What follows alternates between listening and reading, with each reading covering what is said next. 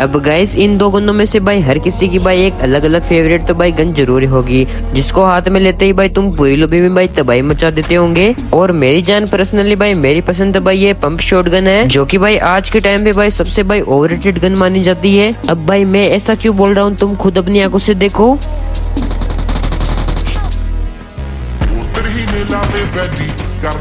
अब इन दोनों को आराम से मारने के बाद भाई एक और स्क्वाड आ जाती है। अब तुम सीन देखना।